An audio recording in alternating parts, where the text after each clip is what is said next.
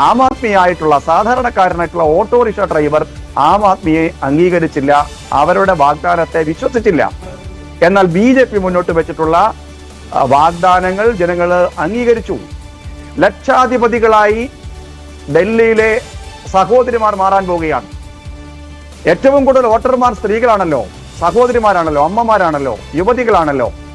അവർ Q നിന്ന് ഈ AAPയെ, ആം ആദ്മി പാർട്ടിയെ പരാജയപ്പെടുത്താൻ വേണ്ടി നടത്തിയിട്ടുള്ള പരിശ്രമമാണല്ലോ BJPക്ക് ഇപ്പോ വിജയത്തിന്റെ പശ്ചാത്തലം ഒരുക്കി കൊടുത്തത്. അതുകൊണ്ട് ഡൽഹിയിലെ സ്ത്രീകൾ, സഹോദരിമാർ ലക്ഷാധിപതി ദീദിമാരായി മാറാൻ പോവുകയാണ്. എന്തെല്ലാമാണോ പറഞ്ഞിട്ടുള്ളത് അതെല്ലാം തന്നെ നടപ്പാക്കുന്ന ഒരു സമീപനം വരുന്ന ദിവസങ്ങളിൽ സർക്കാർ സ്വീകരിക്കും. ഡൽഹി അഭിമുഖീകരിക്കുന്ന നിരവധി പ്രശ്നങ്ങളുണ്ടെന്നേ. അതൊരു 4 മാസം, 1 വർഷം, ഒരു സർക്കാരിന്റെ കാലം കൊണ്ട് കഴിഞ്ഞു പോകും എന്ന് BJP കരുതുന്നില്ല.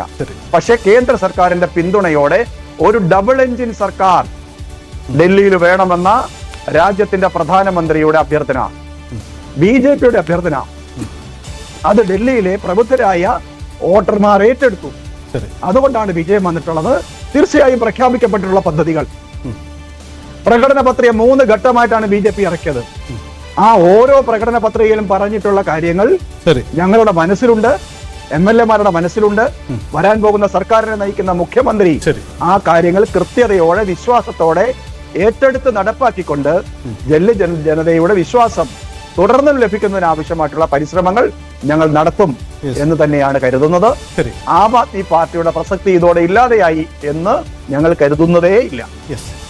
ഗോകുമാർ സാറ്, ഒരു കാര്യം കൂടി, ഈ ആം ആദ്മി പാർട്ടിക്ക് നമുക്കറിയാം, ഇന്ത്യ മുന്നണി എന്ന ബദൽ രാഷ്ട്രീയ സഖ്യത്തിന് ആം ആദ്മി സാങ്കേതികമായ ഇതിൻ്റെ ഭാഗമാണെങ്കിൽ കൂടിയും ഡൽഹിയുടെ രാഷ്ട്രീയ സാഹചര്യം പരിഗണിക്കുമ്പോൾ പലപ്പോഴും ഒരു കോൺഫ്ലിക്റ്റ് ഉണ്ടായിരുന്നു, ഒരു വ്യക്തതക്കുറവുണ്ടായിരുന്നു. കാരണം കോൺഗ്രസും ആം ആദ്മിയും ഒക്കെ നേരിട്ട് ഏറ്റുമുട്ടുന്ന സാഹചര്യം ഉണ്ടായിരുന്നു. ഇപ്പോൾ ഈ ഡൽഹി തെരഞ്ഞെടുപ്പ് ഫലം ഈ തരത്തിൽ പര്യവസാനിക്കുകയാവുമ്പോൾ ഇനി ആം ആദ്മി പാർട്ടിക്ക് ഇന്ത്യ മുന്നണിയുടെ ഇടം എന്തായിരിക്കും? അത് മുന്നണി സംവിധാനത്തിലെ ഒരു ആശയക്കുഴപ്പം ഇല്ലാതാക്കിയെങ്കിലും മുന്നോട്ട് പോകുമോ? ഒപ്പം പഴയ ആ മുഖ്യമന്ത്രി പ്രഭാവത്തിൽ അരവിന്ദ് കെജ്രിവാളിന് ഇന്ത്യ മുന്നണിയിൽ എത്താനും കഴിയില്ല. എന്തായിരിക്കും ആ ഒരു പ്രതിപക്ഷ നിരയിലൂടെ ഇനിയുള്ള നീക്കം? പ്രതിപക്ഷ നിരയിൽ വലിയ ബുദ്ധിമുട്ടുണ്ടാക്കുന്ന ഒരു സാഹചര്യം ഇവിടെ ഉണ്ടായിരിക്കുകയാണ്. കാരണം ആം ആദ്മി പാർട്ടി ഇന്ത്യ സഖ്യത്തിൻ്റെ ഭാഗമായപ്പോഴേ ഈ പ്രശ്നമുണ്ടായി. കാരണം അടിസ്ഥാനപരമായി കോൺഗ്രസ് വിരുദ്ധ രാഷ്ട്രീയത്തിൻ്റെ ഒരു ഉൽപ്പന്നമാണല്ലോ ആം ആദ്മി പാർട്ടി.